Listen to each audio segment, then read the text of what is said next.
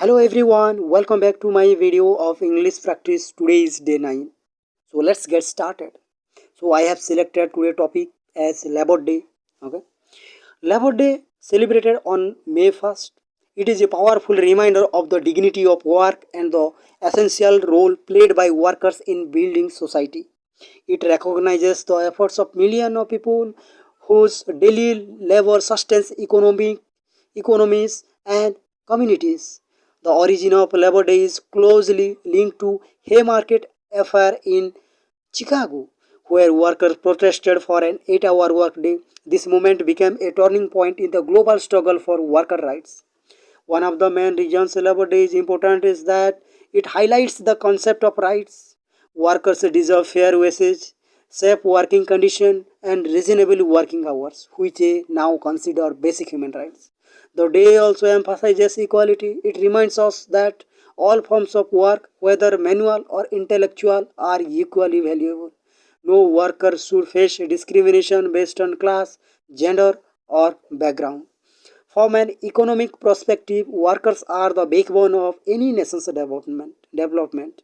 Their productivity directly influences economic growth, industrial progress, and national prosperity.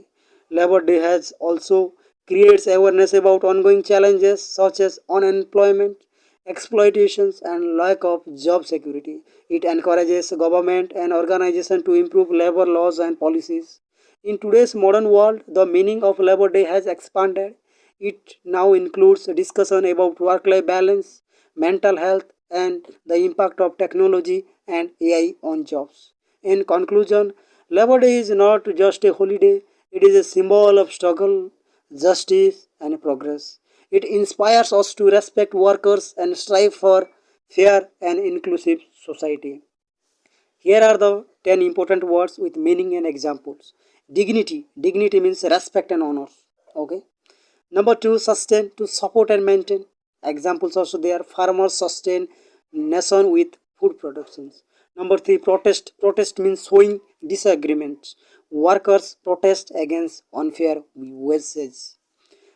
Next is equality, means being equal in rights. Equality is essential for justice, social justice, harmony. Discrimination, this is the most important word in this phrase. Unfair treatments means unequal treatment. So discrimination should not exist in job culture or corporate culture.